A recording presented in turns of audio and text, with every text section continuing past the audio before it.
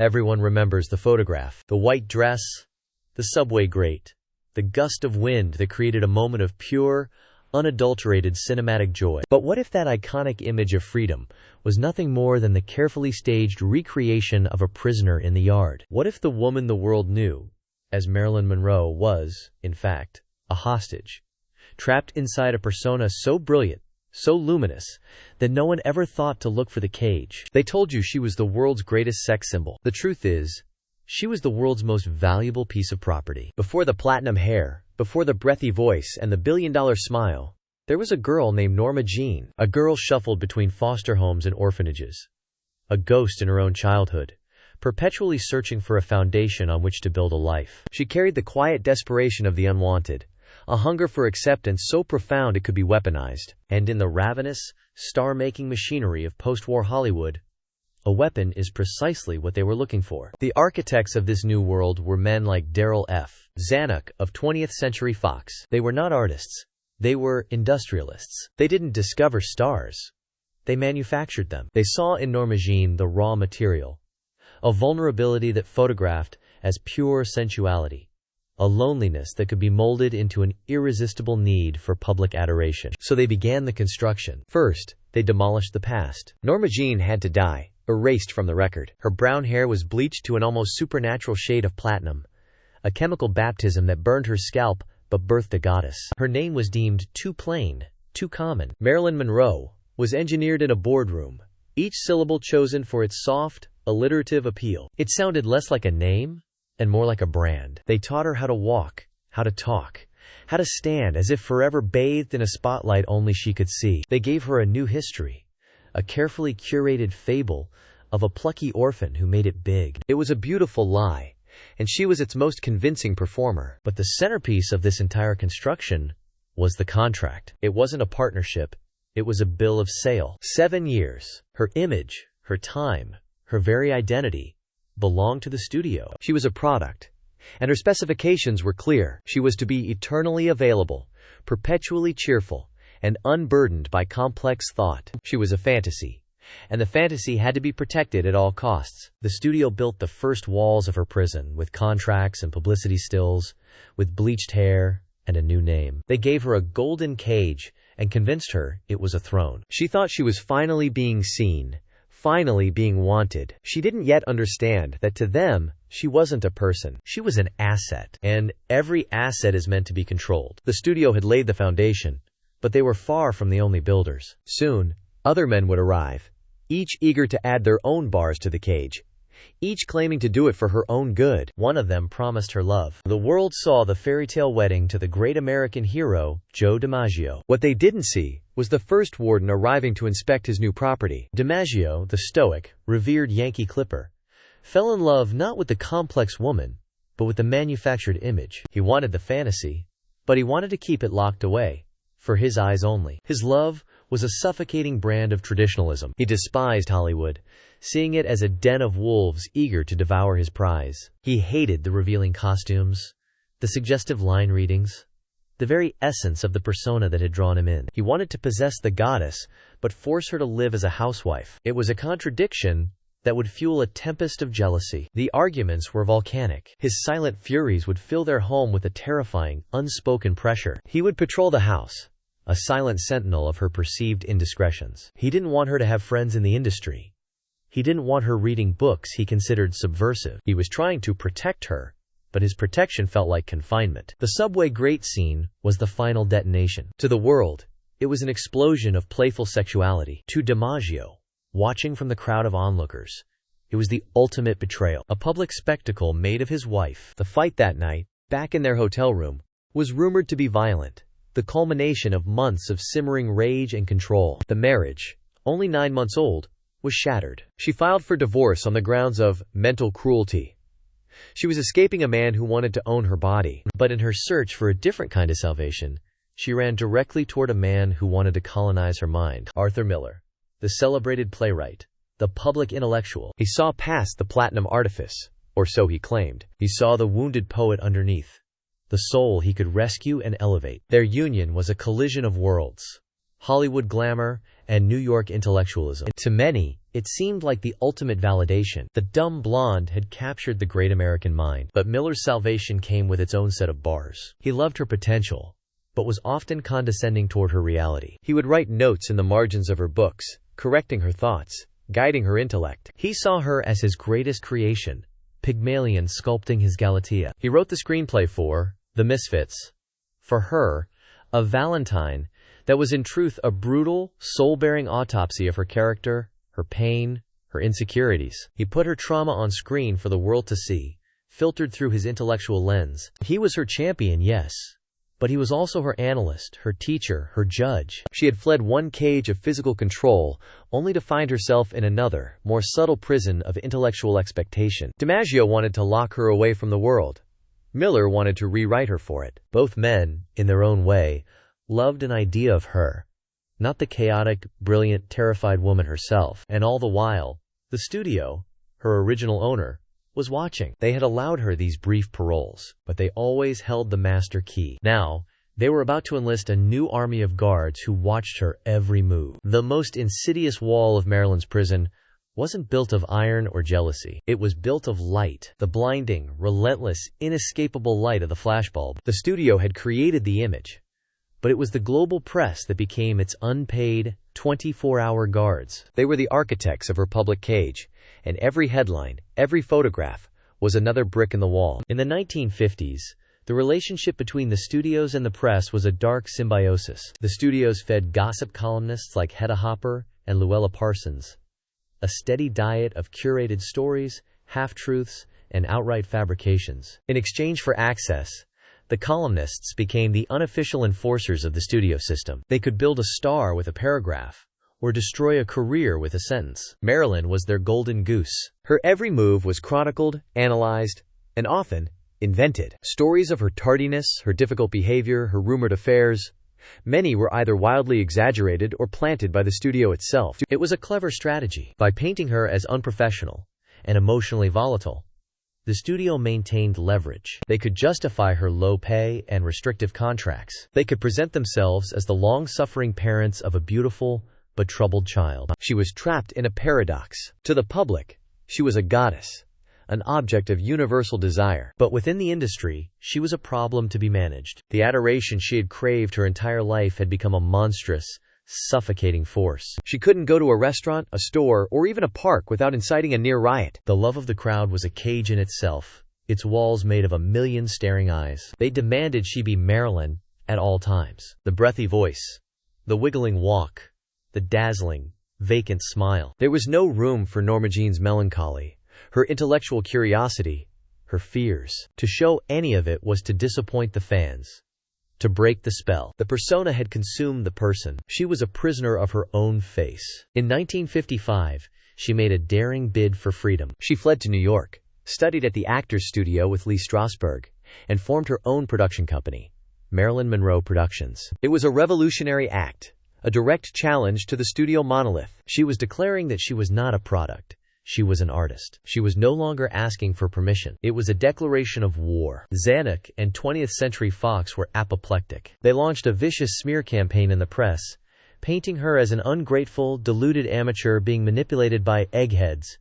They sued her for breach of contract. They were determined to break her, to drag her back to Hollywood and lock her back inside the image they had built. She was fighting for her soul, but she held firm. And miraculously, she won. The studio blinked. They offered her a new contract with unprecedented terms, higher pay, a voice in choosing her directors, and the right to make one independent film for everyone she made for the studio. On paper, it was a stunning victory. She had stared down the Titan and emerged the victor. She thought she had finally broken out of the cage. She had no idea she had just been moved to a higher security wing. The studio's allies didn't just control the newspapers. They had friends in even darker places. The new contract was a triumph, but it was also a deception. It gave her the illusion of power, while the true architects of her confinement simply shifted tactics. They began to construct a new set of bars, not of steel, but of paper. The gilded bars of financial control. Marilyn Monroe was one of the biggest box office draws on the planet. Her films were making 20th Century Fox a fortune,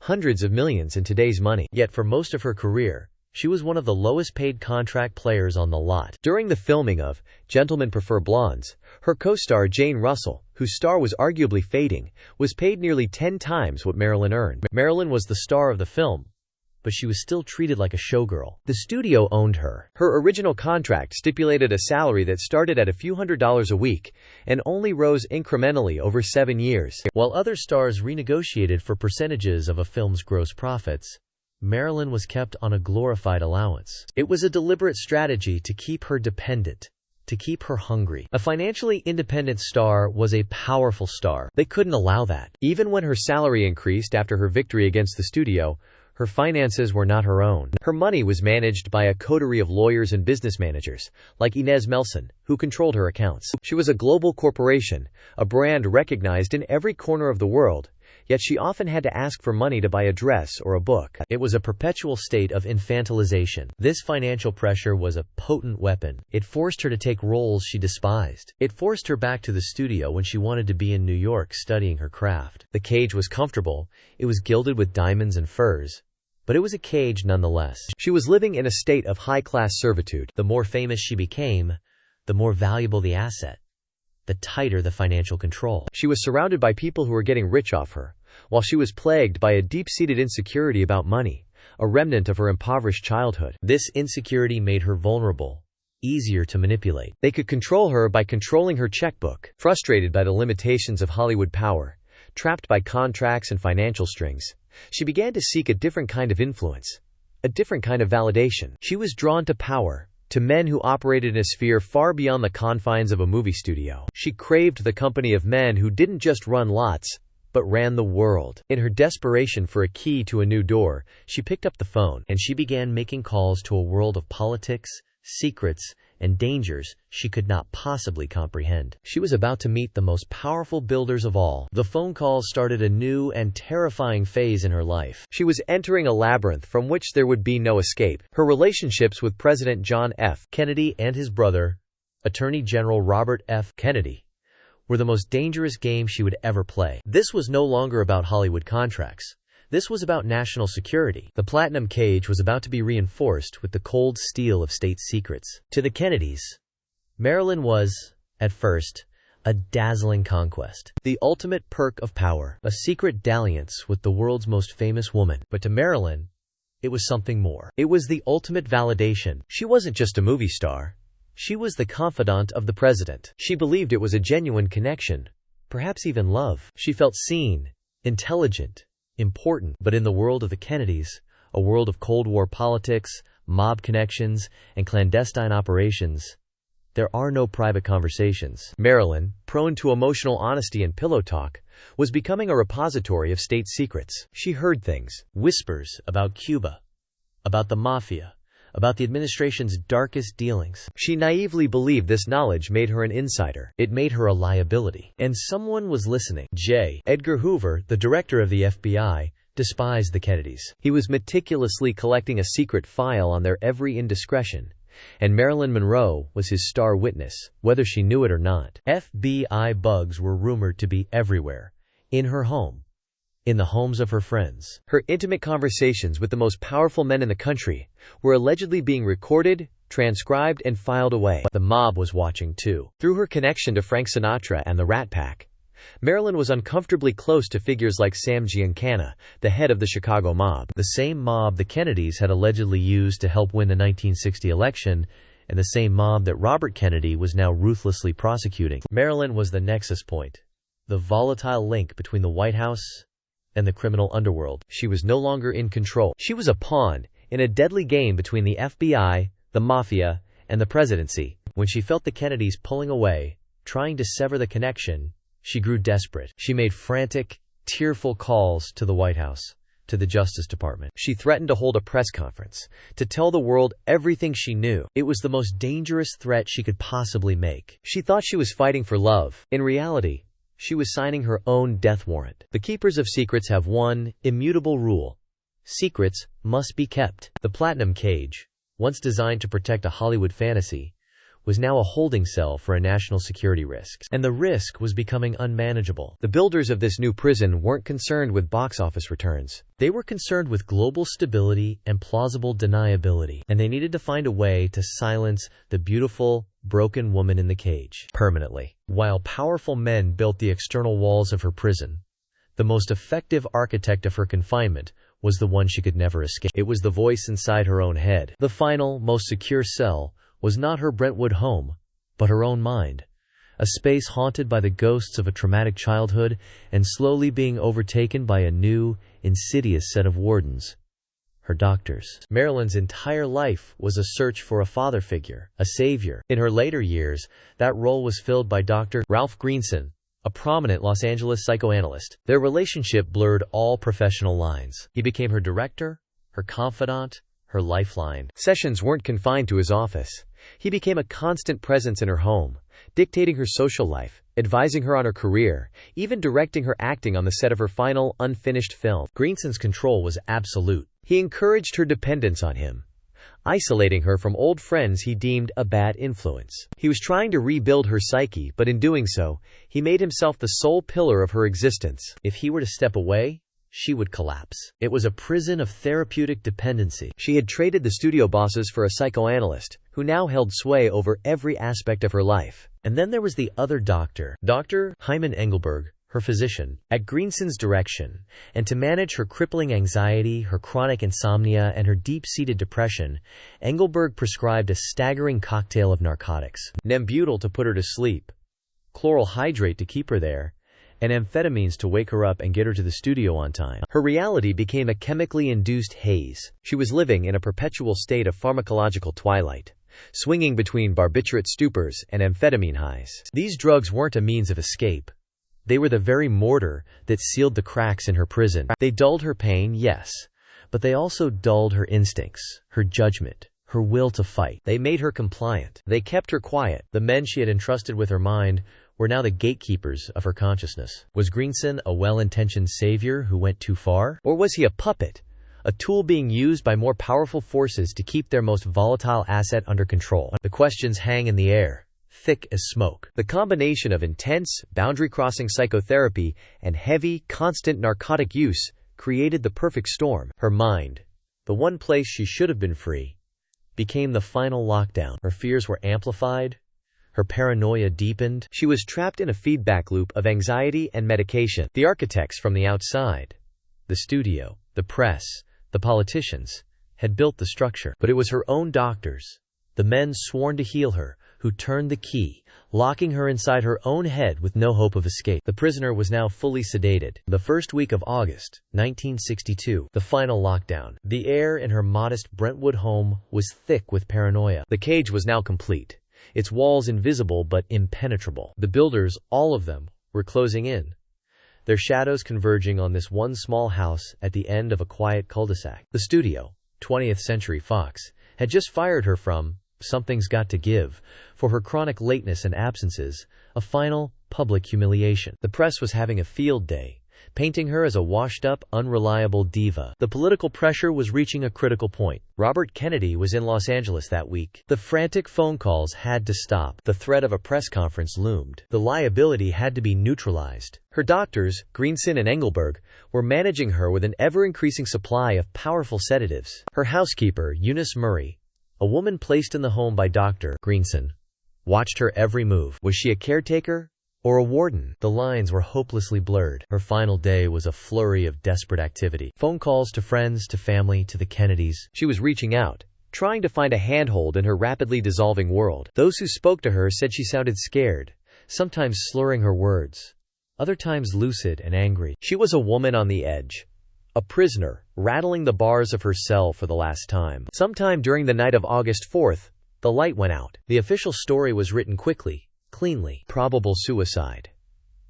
A lonely, depressed movie star, unable to cope with fading beauty and a failing career, had taken her own life with an overdose of barbiturates. It was a neat, tragic, and convenient end to a messy and complicated story. It closed the book, but the details never added up. The timeline given by her housekeeper and doctor shifted multiple times. The lack of a glass of water by her bedside to swallow the dozens of pills. The fresh bruise found on her body during the autopsy. The phone records that mysteriously vanished. The FBI files that remain classified to this day. Who built her prison? The answer is everyone. The studio that owned her image. The press that sold her soul. The husbands who tried to reshape her. The political dynasty that used and discarded her. The doctors who sedated her into submission. And perhaps even Norma Jean herself, who unlocked the door for Marilyn Monroe and could never find the way back out. The cage was so perfectly designed, so masterfully constructed, that even in death, she remains trapped inside it. The world remembers the icon,